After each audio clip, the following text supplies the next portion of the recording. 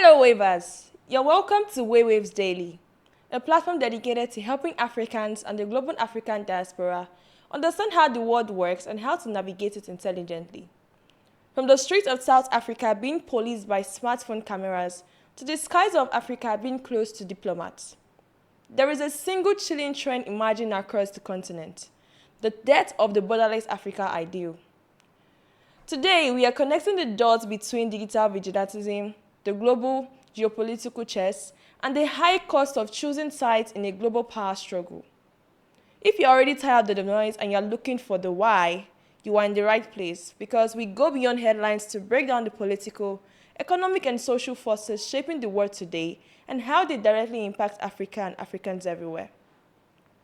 If you're not already part of the family, please do me a quick favor. Hit that subscription button right now. And while you're there, tap the notification bell so you never miss a new video when it drops. We post daily, and trust me, you don't want to be the last one hearing about these stories. Now, let's get interactive, Wavers. Drop any comments right now where you're watching from and what's happening in your city, in your town, or the corner of the world. Big or small, politics, vibes on the streets, social issues, celebrations, anything. Bring it to our notice, because we read every single one and sometimes even feature them in future videos. I am your host, Iyanoluwa Bamishile, and I'm super excited to dive into today's headlines with you. Let's go.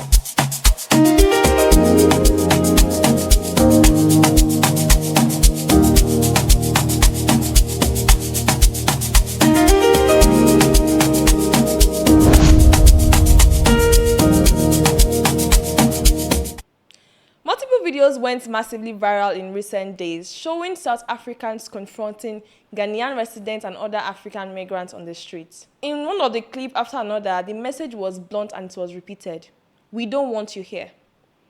And one of the most widely shared voices was a woman known online as Victoria Africa, who goes by the name Queen V, and she describes herself as an activist. Our videos told foreigners to go back to their own countries and to fix their own problems rather than coming to South Africa. The clips spread rapidly across social media from Accra to Lagos to Nairobi, pulling millions of viewers in a confrontation that had started in streets in South Africa but quickly became a pan-continental conversation. Let's watch some of those videos. This continent, this thing of you guys moving from one country to the other, it's no longer working. We don't want this as African people anymore. We are tired of seeing African migrants moving all over the world, refusing to fix your own countries. Now we're making it very clear to you guys, Utitina, we don't want you here. We want you to fix your countries. Now you came here with a traveling document. You came with a passport. You know that you are a visitor, but now you decided to come and integrate in our communities. You know very well that what you have done is wrong. How many children do you have here? We can come to Ghana and do what you're doing. Passport. Eh? Now you are carrying a bucket. It's 11 a.m. You are supposed to be fighting the government of Ghana there to ensure that they are getting things right. No, there's no fight in Ghana. You must fight once a day. Where's your papers? Passport. Passport. Where's your passport? Take it out. Let me see your passport. Let me see. Luna. Okay, tell me, who's the police officer that you are bribing to certify these things for you? Baba, let me tell you, I'm not foolish. These things, let me tell you, you know by law you're not supposed to certify as an immigrant. You're not allowed to certify your passport. No. Okay, why do you certify your passport in a foreign land? Okay. Let's just start there. Why do you certify your passport in a foreign land? You see, it was raining. I follow you guys now on Facebook. How you? It was raining these days. Then when you go out with the passport, sometimes it gets spoiled. That's why I satisfy it so that it won't spoil. Baba, Ghana don't do that. Okay. Ghana don't do that. All right, sharp. Ghana Let me is show the you. only African country that is. Let me show you that when you are abusing same our thing. systems, on the 10th of April, okay, the 10th of April, you entered your country when? The very same day you came back. When? Yeah, it's a proof. Yeah. Proof. Yeah, the proof. That crocodile can't go. You went to Ghana on the 10th, and then you came back. No, because here it says you exited Ghana to South Africa. When? Here it says you entered, here you exited. And it's the same date. It's the 10th of April, 10th of April. This stamp you got there in Elov Street on the street. My fellow Ghanaians, they are warning us to go. It's time to go home. So please, let's go home and fix our country. Thank you. There was a Ghanaian guy that we met on the street who is a saloon operator. Okay, you came right. Where are you from? Ghana. So you left Ghana and you came to South Africa to do hair? They are carrying buckets now. No, I fetched for someone. Okay. What are you doing here? What skills are you bringing into South Africa? I was doing this. Nails. Nails is not a scarce skill. When are you going back to fix your country? Hey, talk, quick. Next month. Don't tell us next month. We are not foolish. We are not foolish. Let me tell you, Baba. Right now, as South Africans, we don't want you guys here anymore. Go fix your countries, Baba. You see, let me tell you, we are still speaking to you nicely. It's going to get to a point where speaking to you, it won't help. Where are you staying? Address? So now you left Ghana, you came to South Africa to do nails. No, for nails? It wasn't purposely for nails, but when I came, If I may ask you, what visa do you possess to be in South Africa? It was with holidays. Holidays. Okay, let me tell you, because of Luna, you know you are abusing our systems. According to the South African immigration law and home affairs laws, you only have 90 days a year. But Luna, you go to the border, you stamp this thing every month, every 3 months, you stamp this thing. Actually, this we must address with the home affairs and the minister that Luna, you are abusing our systems. No, but it's 90 days a year, and you are not here for a visit. You are here to work. No, leadership, listen to what he's saying. He's saying he was here for a visit. So how come you come here to visit instead of you going back? Let's call the cops. This man is illegal in the country. We're now with a traveling document, which is a passport. Let's call the cops. He's illegal.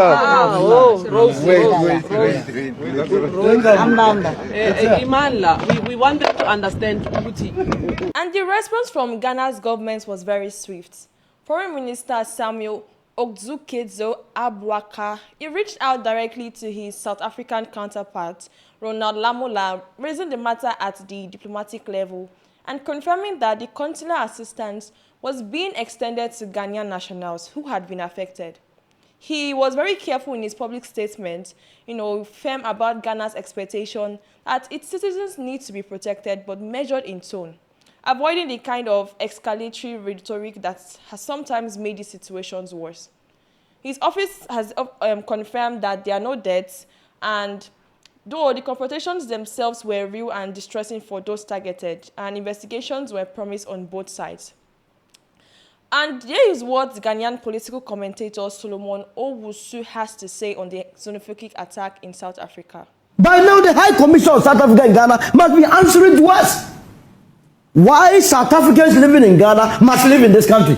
But should it be an eye for an eye? It has to be, because this is not the first time. You see, sometimes the lady that spoke, they don't know their history. If they know the contribution of Ghana to South Africa, she wouldn't speak the way she spoke. As far back as 1960s, Kwame Nkrumah gave our money to the Isizwe, the arm wing of ANC. That money could have been used to develop Ghana. Mandela was the one that was coming to this country to collect that money. No, beyond that, there were a lot of comrades from South Africa that were using Ghanaian passports. Because at that time, we were using South African passports. It was very difficult to be traveling around to fight apartheid. We granted them passports to be traveling around the world in our name so that they can go and do business. What are we talking about? Look at the guy in the midst of 15 South Africans being humiliated. Yeah. We do this, and the High Commissioner, having heard from him, we said we have called the foreign minister there. She must be explaining to us why the more than 5,000 South Africans here must live comfortably. Look, this economic Ghana. And on social media, the debate has exploded. Ghanaians have expressed their outrage and their disbelief, and other African nationals have shared their own experiences of discrimination in South Africa. The Pan-African voices called for solidarity and unity, and some South Africans, they pushed back against the videos, arguing that they did not represent the majority. And the videos just kept circulating, with each repost adding new commentary, new anger, new layers of interpretation, which is just stretching the story from being a series of street confrontation into a much larger argument about what it means to be African in Africa. And before we go further, it's not the first time in South Africa, because South Africa has lived through multiple waves of xenophobic violence, and the pattern is almost mechanical in how it repeats. In 2008, the country saw its worst episode of its kind, and at least 62 people were killed. Zimbabweans, Mozambique, Somalis, and other migrants were driven from townships by mobs, homes were burnt, families fled with nothing, and the images were just devastating. And the world took notice, briefly. And then in 2015, another wave. Zulu King Godwill, he gave a speech that was widely reported as calling on foreigners to pack their bags and leave. Whether or not that was a precise reading of his words, the effect was very real.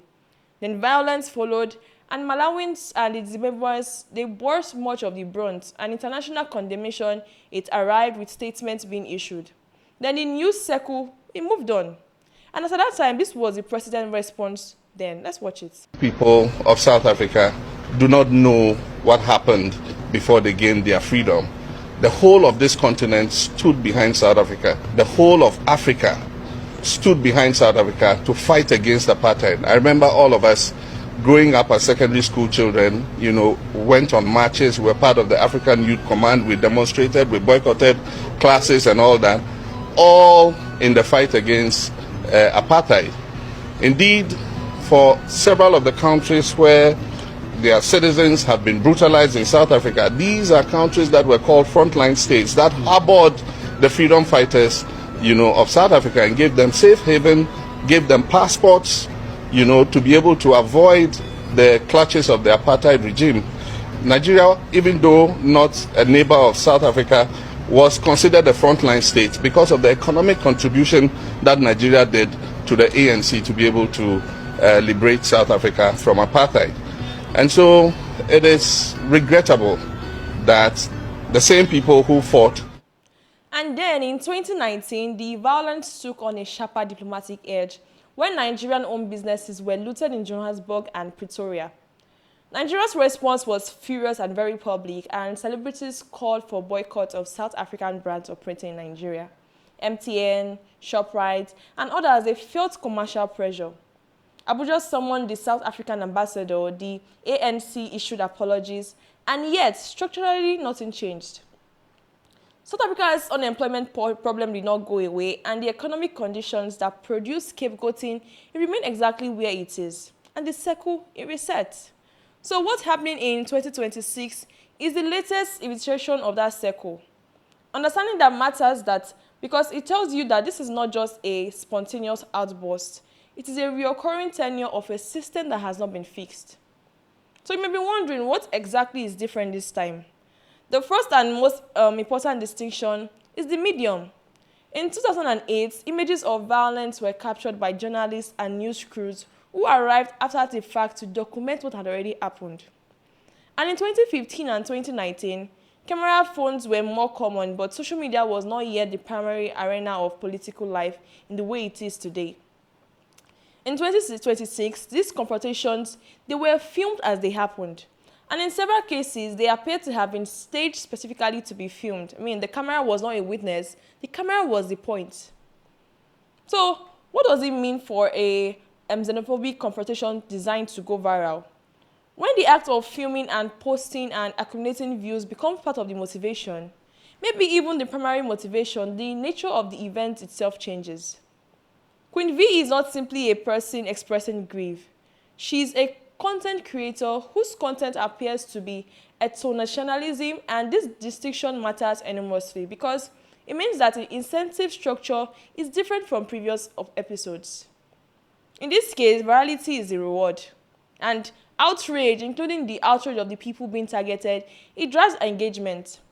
The algorithm does not distinguish between a video shared in solidarity and a video shared in fury. Both count as views.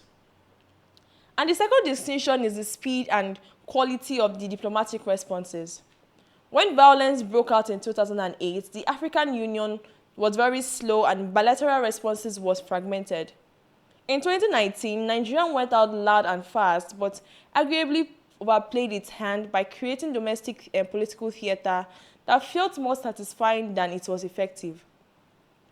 And this time, Ghana chose a different path, engaging Lamola quietly through the proper diplomatic channels without the kind of public escalation that tends to harden positions on both sides. It was calibrated, and whether it produces lasting results is another question. But its approach itself is more sophisticated than what we have seen from affected countries in previous cycles. And the third distinction will be that this one is genuinely new. The quality of the Pan-African conversation that erupted in the aftermath. Previous incidents produced anger and grief among African diaspora communities, but the discourse remained largely fragmented along national lines. Nigerians were angry only about Nigeria, Zimbabweans were angry about Zimbabwe, and this time, the response cut across the lines in ways that felt qualitatively different. The Kenyans, the Senegalese, Ugandans, and West African diaspora communities in Europe and North America, they all entered the conversation. And not just as nationals of affected countries, but as Africans making an argument about what African solidarity should mean. The African Union's long-stalled free movement protocol, a framework that would allow African citizens to move freely across the continent, was suddenly being discussed by people who had never heard of it before. So this is not nothing. So Waywayves, you might be wondering, why does this keep happening in South Africa specifically? The surface answer could be, Africans are uniquely xenophobic. That's just too simple and unfair to the complexity of this situation. The harder answer, it requires sitting with some uncomfortable economic realities. South Africa's official unemployment rate is above 32%, and this is the headline figure. When you include people who have given up looking for work altogether, what economists would call discouraged workers, and some estimates would push the effective unemployment rate towards 40% or higher. The country has been living through a prolonged electric crisis, with rolling blackouts known as load shedding devastating small businesses and pushing more people into precarity. The ANC, which has governed since the end of the apartheid in 1994, is at its lowest point of public legitimacy since the transition. And the promise of post-apartheid prosperity has not been fulfilled for the majority of black South Africans, who were told that freedom would bring economic opportunities. And now, 30 years down the line, many are still waiting. The vision of a continent whose people move freely, trade freely, build a collective future together, has always been a tension in the realities of national politics. Leaders who celebrate African unity at summits, they often preside over policies at home rather than treat Africans as threats. The African Union's Agenda 2063, it speaks of a borderless Africa, and the actual border policies of most African states, it tells a different story, because what the videos of what South Africa has done, whatever their intent is, it forces that contradictions into the open. The continent is now watching itself argue about what it actually believes.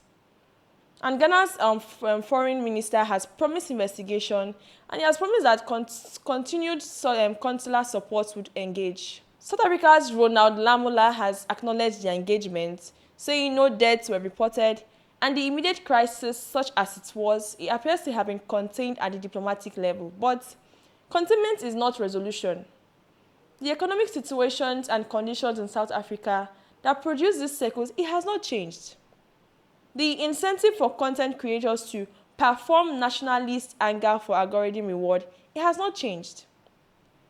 The AU's free movement protocol, it remains unratified by more than half of the continent's member states. And the deeper architecture of the problem is exactly as it was before that video appeared. And it will be exactly as it is if, after all of this debate fades and the timeline just moves on to the next thing. So, Waywayves, the question I'll be leaving to you is that this story leaves open, is what's sitting with, is whether any of the energy generated by this moment, if it will actually translate into kind of a slow, unglamorous institutional work that actually changes outcome? Will the AU be pushed to revive stalled migration frameworks? Whether South Africa's civil society, including the anti-xenophobic organizations that exist and do real work, will they use this moment to build visibility that rivals Queen V's reach? And whether Ghanaians measure diplomatic approach will produce concrete and forcible commitments rather than reassuring statements. And whether 6 months from now, anyone outside the communities most directly affected will still be paying attention, or whether this circle will simply just have a reset, waiting for the next confrontation, the next camera, the next viral moment that just shocks the continent for a week and then nothing changes for the generation. Waivers, sit with this and drop your thoughts in the comment section.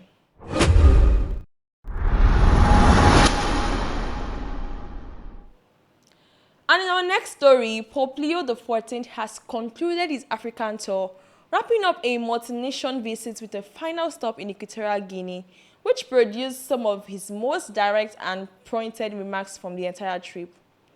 The tour took him through Algeria, Cameroon, and Angola before ending it in Malabo, and at each stop, he delivered speeches that went beyond the ceremonial language usually associated with papal visits. And he spoke about prison conditions, about the grotesque gap between the wealthy and the poor, about the way Africans' natural resources continue to be extracted and exploited, while ordinary Nigerians see little of this benefit, of what he called a new form of colonization. He called for justice reforms. He met enormous crowds, and he did not just appear to be visiting Africa to offer comfort to those in power. He appeared to be there to disturb them. Let's take a look at this video. Que uno de los principales motivos de la proliferación de los conflictos armados es la colonización de yacimientos petrolíferos y mineros, sin tener en cuenta el derecho internacional ni el derecho de los pueblos a la autodeterminación. A ese respecto, hago mío, este es un país joven, estoy seguro, por tanto. Las mismas nuevas tecnologías parecen concebidas y utilizadas principalmente con fines bélicos y en contextos que no permiten vislumbrar un aumento de oportunidades para todos. Por el contrario, sin un cambio de rumbo en la asunción de la responsabilidad política y sin respeto por las instituciones y los acuerdos internacionales, el destino de la humanidad corre el riesgo de verse trágicamente comprometido. In a country like Equatorial Guinea, where President Teodoro Obiang Nguema has ruled since 1978, making him one of the longest-serving head of state on earth, and where oil wealth has famously failed to reach most of the population, the Pope's word about resource colonization and corruptions, they were not abstract theology. They were a direct description of where he was standing. But it was a message he delivered in Cameroon in the early hours of the tour that generated the most intense and sustained debate online. Speaking to a gathering that included a large number of people, Pope Leo urged African youths to stay, to not migrate, to use their education, their ambition, their talent, and their energy to build their own nations, rather than carrying those gifts across the sea to build someone else. Let's take a look at the video. Chers fils et filles du Cameroun, chers étudiantes, face à cette tendance compréhensible à vouloir émigrer, qui peut laisser croire que l'on trouvera facilement ailleurs un avenir meilleur, je vous invite avant tout à reprendre par un désir ardent de servir votre pays et de mettre au service de vos concitoyens les connaissances que vous... He framed it as a question of Africa's future, arguing that the continent's development, it depends on its best minds choosing to remain, and that the brain drain pulling young Africans towards Europe and North America is one of the most quietly devastating forces working against African progress. The message resonated immediately, with clips being shared with captions like "Make Africa Great," and the debate that followed was loud and genuine, and it was just simply divided. The question of whether young Africans should stay or go is one of the most emotional charged debates on the continent right now. And it has been for years, it's not new.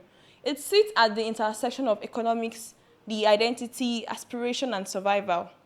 So when the Pope stepped into it, he stepped into something that millions of people carry personally. Parents who watch their children board flights to London or Paris or Toronto, young graduates calculating whether their salary could earn at home if it ever matched what they could earn abroad. And the government lamenting that the talents they are losing while doing little to create conditions that might actually make people want to stay.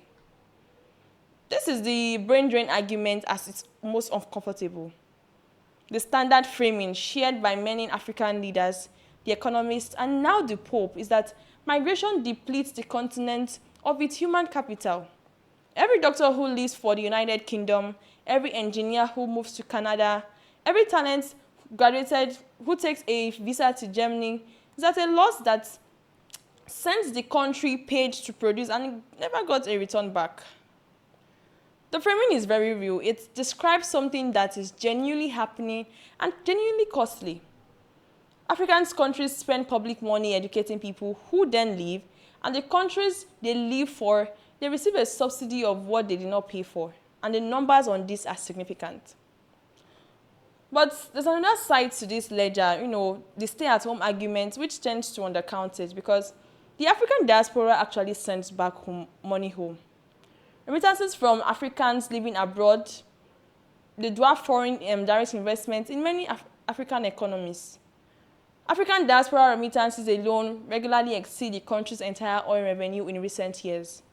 Ghanaia's remittances are among the top source of foreign exchange for that economy. We have discussed this in one of our previous episodes, so if you've missed that, just go back to watch it. We discussed in length on that.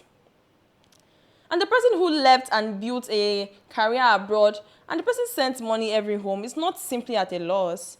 They are also building a lifeline. A young African who migrates, who succeeds, and remains connected to home is not necessarily a betrayer of the continent. They may be one of its most important economic relationships. So what the Pope taught genuinely is very significant because beyond the debate about migration, it's directness with which he engaged the political realities of the countries he visited.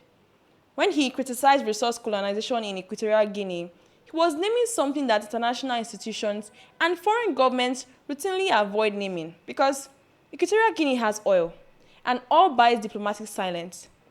And when he spoke about prisons and the dignity of inmates, he was addressing a subject that most head of states visiting Africa never raise because prison conditions are an embarrassing domestic matter and raising them is considered an intrusion.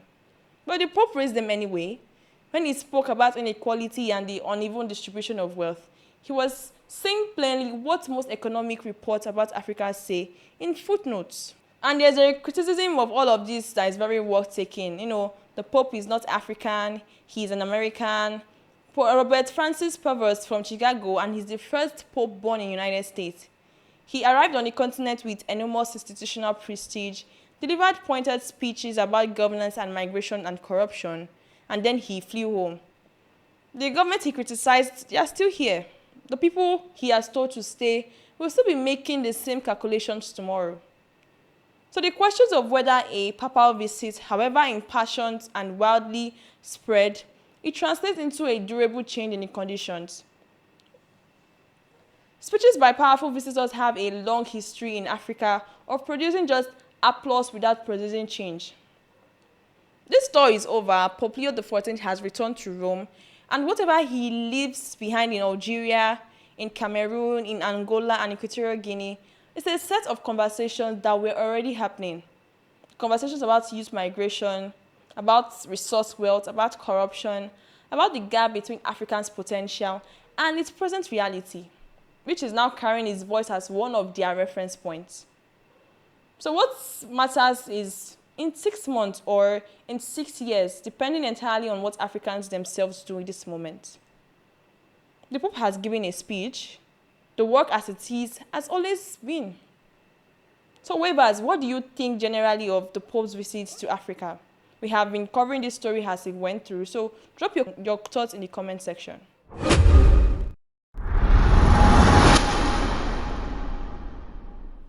And over the weekend of April 19 and 20, Tunde Onakoya went viral. The Nigerian chess advocate posted a series of images and videos showing himself playing chess inside the Louvre Museum in Paris, wearing a full traditional agbada, and the flowing embroidered robe is one of the most recognizable symbols of West African formal dresses. He framed the moment as a cultural milestone, describing himself as the first Nigerian to play chess at the museum. And the post spread fast, generating waves of celebrations from Nigerians at home and in the diaspora who saw in the images exactly what Onakoya intended them to see. A young African man dressed in his cultural finest, occupying one of the most prestigious cultural spaces in the Western world and making it look completely natural. Let's take a look at the video he posted.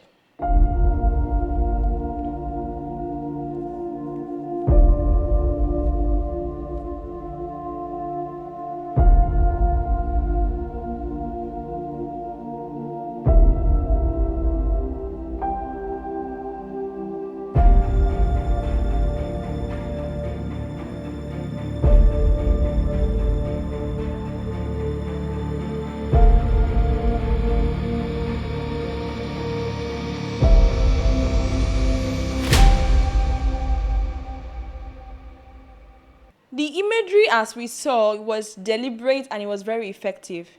The Louvre is not just any museum, it is the most visited museum on earth, home to the Mona Lisa, the Venus de Milo, and centuries of accumulated European cultural prestige. It sits at the heart of Paris, which sits at the heart of a French civilizational project that has historically positioned itself as a pinnacle of culture, of taste, and sophistication. A project that Africa was never supposed to be a part of, except as an object of study or a source of things to be taken. Onakoya walking into that space in Agbada, setting up a chessboard and playing, and then telling the world about it, was a statement that did not need much explanation. I mean, the picture said it. Onakoya is not a new figure. He founded Chess in Slums Africa, an organization that uses chess as a tool to teach and reach children living in some of Nigeria's most underdeserved communities, teaching them the game in places like Majidon and Agege in Lagos, using it as a vehicle of discipline, critical thinking, and a sense of possibility.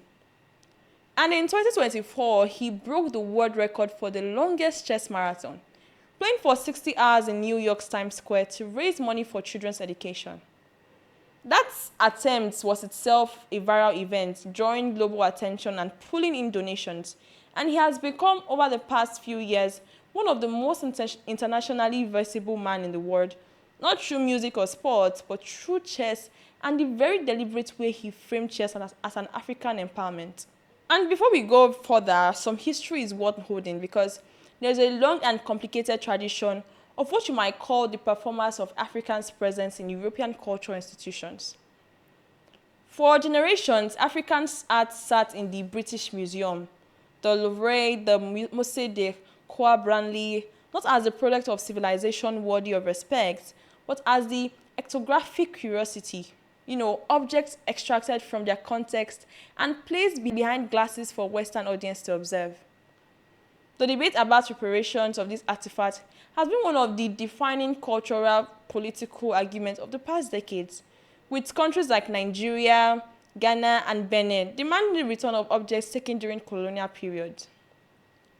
And against that backdrop, an African man choosing to enter the Louvre not as a visitor looking up to what has been taken, but as a participant, a player, a presence, who carries a specific weight. It is a reclamation of a different kind, not of an object, but of a posture. Not one demanding that something be returned, but insisting on being there anyway, and in your own terms, in your own clothes. So this is not entirely new. We've had African artists, intellectuals, and public figures who have been making this kind of symbolic interventions in Western culture spaces for decades. But what is new is the speed and scale at which such a moment can now be seen, how it can be shared, and interpreted by millions of people simultaneously, and the degree to which the person doing it can control the narratives in real time without needing a newspaper or television crew to mediate the meaning. The celebration was genuine and widespread, but it was not without critics, of course, and the criticism that emerged is worth taking seriously rather than diminishing it as cynicism. The most pointed question raised was very simple. What exactly is the milestone here? I mean, the Louvre is a public museum. Anyone who buys a ticket can enter. Anyone who buys a chess set can presumably just sit down and play. And the claim of being the first African to do so is, by its nature, unverifiable, and more importantly, this is a claim whose significance depends entirely on how you think about representation and visibility. One of the most popular criticisms, which even got a reply from Tunde Onakoya, was from Lord Miles, who is, a British traveler and internet figure who became widely known for putting himself in dangerous global situations and documenting them online. Let's take a look at Lord Miles' post. Some black dude turned up to a public museum dressed like a retard and played chess against himself and the other blacks are congratulating him in the comments. To which Tunde Onakoya posted an old tweet of Lord Miles, calling him a dim-witted racist. Let's take a look. And then he now made this comment saying, if an attention-seeking racist man says a culture is retarded because of he adorns his regalia agbada outfit to a historic location to play chess, we must all stand firmly against it, regardless of our biases, and quote this with a picture of you proudly repping your country and your tribe. And this post got a return from Reno Omokri. He says, Yoruba is not a tribe. Dear Mr. Onakoya, thank you for your patriotic nationalistic outing at the Musée du Louvre. Your outfit was not retarded in any way, any shape or form. It was regal, celebratory, and high-catching. Of course, such an outfit would intimidate people. In psychology, Sigmund Freud has shown that people who are intimidated often hide it by casting aspersions on the one who inadvertently intimidates them. It is a classic fight or flight behavior. It is easier to blend in and take more strength to refuse to surrender your culture to another. Your actions have shown strength of character, kudos. Everything you said here is valid and correct, except your use of the word tribe. Permit me to assert that Yoruba is not a tribe, it is a misnomer. Yoruba is an ethnic nationality, not a tribe. Within the Lukumi Yoruba ethnic nationality, you have tribes such as Egba, Gbagura, a sub-tribe within Egba, Igbomina, Ekiti, Awori, Ikale, Ija, Ilaje, Owu, Ishekiri, Remo, Okun, etc. Then when you misidentify Lukumi Yoruba as a tribe, you belittle your people, ancestors, and yourself. Belgium has a total population of just 11.8 million people. However, you will never see or hear Belgians refer to themselves as tribespeople. Both Flemish and Wallons refer to themselves as ethnic nationalities within Belgium. As a Lukumi Yoruba, you come from a people with a population in Nigeria of over 40 million and globally of approximately 60 million. The adult literacy of Lukumi is comparable to that of Belgium. As such, the word tribe ought to be beneath you. The term tribe connotes some form of primitiveness and backwardness, yet the Lukumi Yoruba has a higher collective adult literacy than that of Bosnia and Herzegovina, Croatia, Montenegro, North Macedonia, Serbia, and Slovenia. It does the ethnic nationality much good to be granularly specific. You hail from a tribe within the Lukumi Yoruba ethnic nationality, a nationality that has advanced system of governance with monarchs, with guards and a judiciary long before colonialism. Ibn Battuta, the famous Maghreb scholar and traveler, mentioned your ethnic nationality as far back as 1352, when he referred to Yufi, which is Ife in Arabic. This was a time when many nations in Europe did not exist. Belgium, which I aforementioned, is less than 300 years old as a nation. It's not possible for a tribe to be that organized and have such staying power. Thank you, Tunde, for being a good ambassador of Nigerian culture and the Lukumi Yoruba ethnic nationality. Tens of millions worldwide are indeed proud of your cultural ambassadorship. Reno Omokri. So basically, to those who celebrated the significance, it was very obvious to them. It was about the image, the intentionality, the deliberate statements being made. And to those who pushed back, it felt like the manufacturing of an achievement from an act that required no special permissions, no barrier overcome, no gatekeeping defeated. And the tension at the moment is an honest one, there is a version of representation politics in which showing up, being seen, being visible, occupying a space itself a meaning as a regardless of whether any structural barrier was cleared. And there's another version in which the constant framing of ordinary assets as historic achievements can start to feel like a diminishment, though simply being Nigeria in a famous museum is also remarkable that it requires documentation and celebration, which inherently reinforces the idea that Nigerians do not belong in such places as a matter of course. Both of these readings are available in the same set of images. So, Weavers, which one do you land on to say something about where you sit in the larger conversation about African identity and global visibility? And what is harder to dismiss is the specific power of the agbada. I mean, Onakoya did not just go to the Louvre in a suit.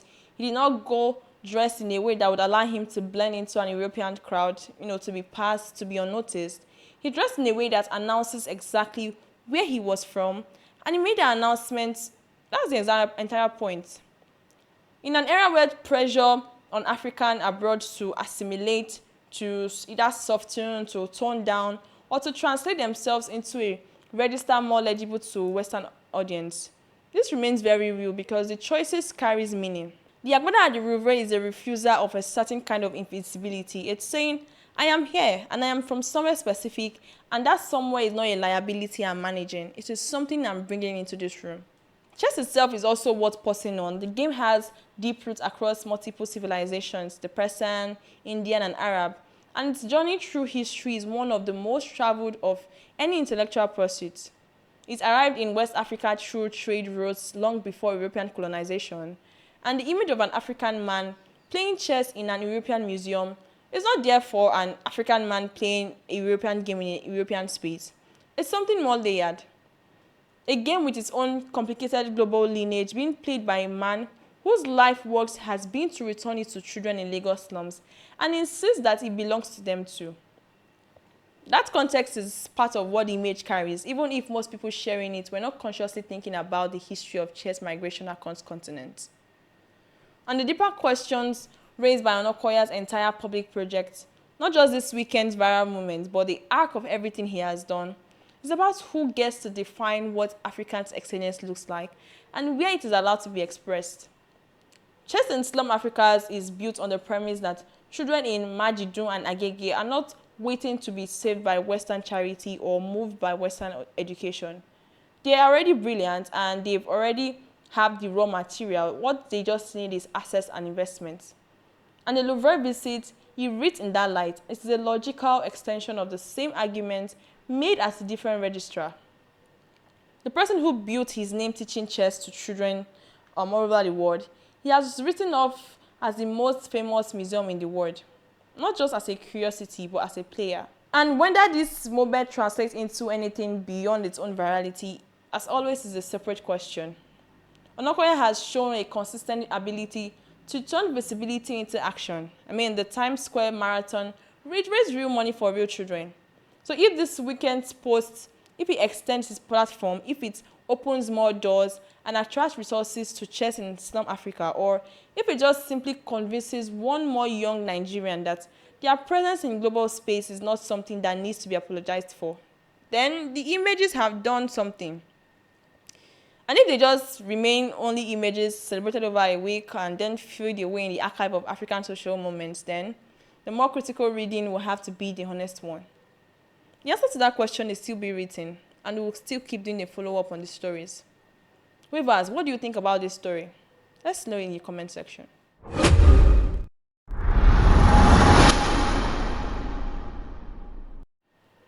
And on our last story for today, Taiwan's president Lai Ching-te was scheduled to visit Eswatini. The trip was cancelled, and the reason was not scheduling conflict. It was not a domestic emergency in another country. It was not a bilateral disagreement between Taipei and Mbabane. The reason was just the multiple African countries refusing to grant Taiwan's presidential aircraft permission to fly through their airspace.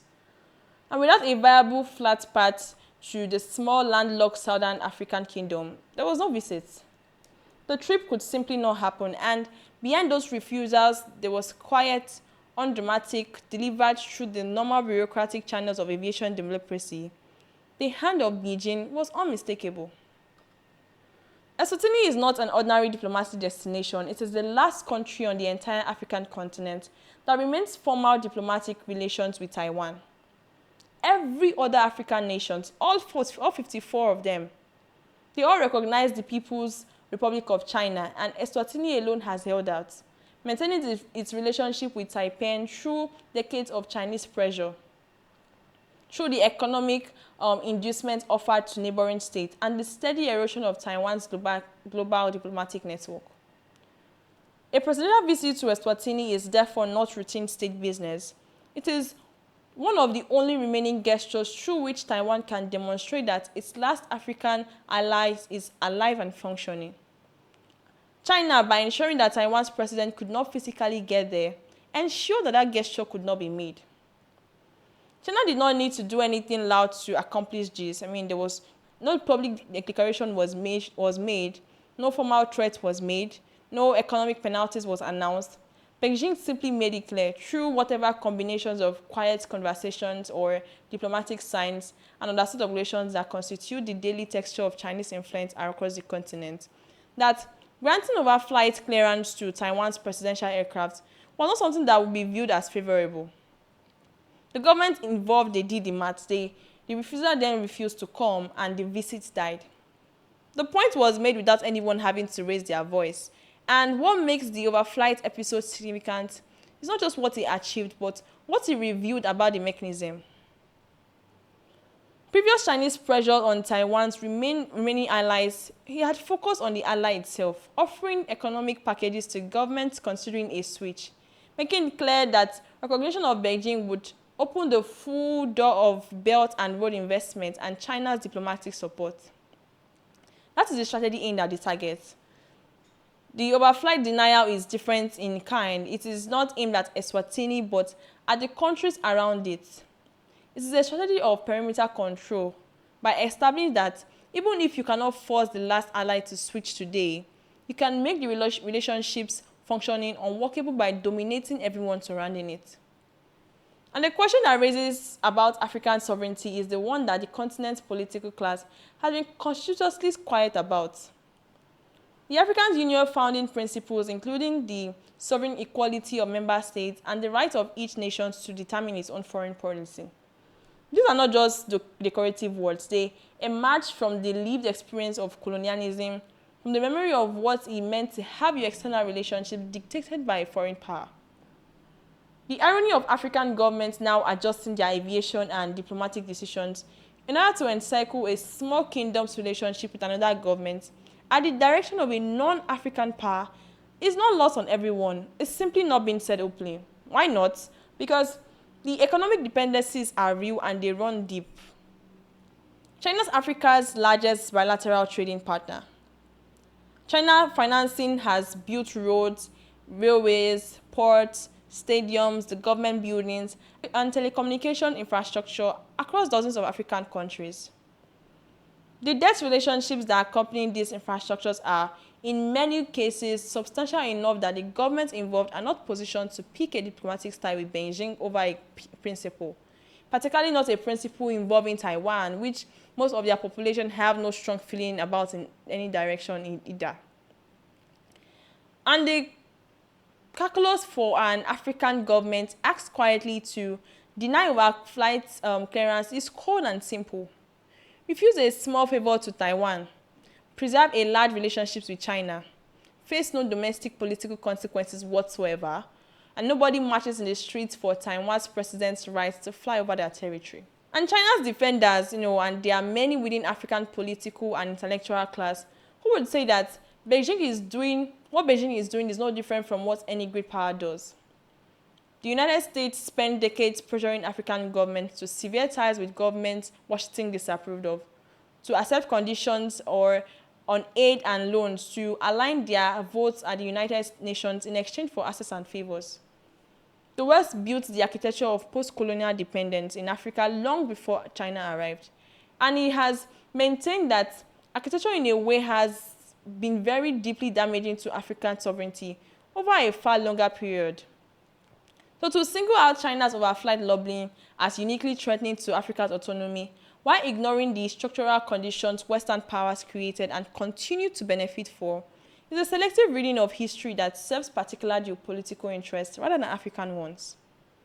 So the argument has genuine force. The critiques of Chinese influence in Africa, they don't just exist in a vacuum. It exists in a world where Western commentary on China in Africa is often viewed as more concerned with greater power competition than the actual sovereignty and well-being of African states. African governments navigating between external power are not naive. They know that they are being pulled in multiple directions. And the one they have managed this navigation most successfully, they are those who have extracted maximum value from all sides without being wholly captured by any of them. Eswatini sits at the center of all of this in a position of extraordinary exposure. The kingdom is entirely surrounded by South Africa with a smaller border shared with Mozambique, both recognized by Beijing. Its economy is heavily tied to South Africa's custom revenue. It has no ports, no significant natural resources that might give it independent leverage, and a population of just over 1 million people. King Maswati's ability to maintain the Taiwan's relationship, he has always depended on a combination of his personal political will, Taiwan's commitment to the relationship, and Beijing's calculation that forcing a switch was not worth the diplomatic noise it would generate. And the last calculation now appears to be shifting. Beijing is no longer need to force a switch to achieve its objectives. It can just make the relationship isolated enough, logistically inconvenient enough, and symbolically diminished enough that the switch will eventually become the path of least resistance. I mean, arriving freely on Eswatini's own term with no one to blame. So the question of whether China is effectively turning African sovereignty policy into a Soviet extension of its own hegemony is the right question to be asking, because the honest answer would, it would resist a clean yes or a no. What China has constructed in Africa is not a simple domination. It is a set of conditions in which African governments make choices that serve Chinese interests, not because they are forced to, but because the incentive structures, they make those choices rational. And that is a more durable and more troubling form of hegemony than coercion, because it is harder to name, it is harder to resist, and it's harder to organize against. The African government that denied overflight clearance, they did not do so with a gun to their heads. They did so because they calculated correctly that it cost them nothing and it preserved a relationship they cannot afford to lose. The sovereignty was not seized, it was quietly exchanged, one with small concessions at a time, for access to an economic partner that has made itself feel indispensable. So whether Africa can develop the collective political agency to renegotiate those terms is a question that will redefine the continent's relationship with external power for the next generations. Waivers, what do you think of this?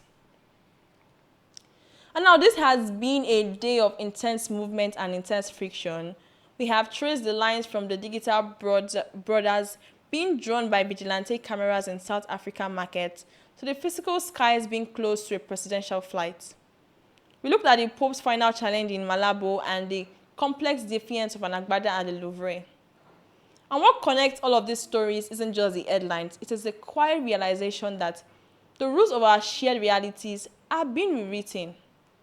Whether it's influencers using social media to police migration, or global powers using administrative logistics to isolate political allies, we are watching the architecture of our world shift. And the status quo is unquestionable, and the questions we are left with aren't just about what happened today. They're about what we are willing to tolerate tomorrow. We are living in a time where secrets are becoming harder to keep, the structures are being tested, and the old ways of navigating power, they're no longer surviving the pressure. Every story we cover today, it asks you to look past the surface level noise and ask, who benefits from all of these narratives, and what is being hidden behind it? Nigeria, Africa, and the global diaspora, they're not just watching history, we are accelerating it. So make sure you hit the like button, you subscribe to the channel, and you share this video with your community, because You are building a platform that demands accountability, but you can only do it with your support. So turn on the notification so you never miss a Waywayves breakdown. Drop your thoughts in the comments. We want to hear from you. Thank you for trusting us with your time today. Keep questioning, keep looking for the why, and stay tuned to the patterns that matter. We'll be right back here tomorrow, peeling back the layers on the next set of events shaping our world. I am Yanoluwa Bamishile, and this is Waywayves.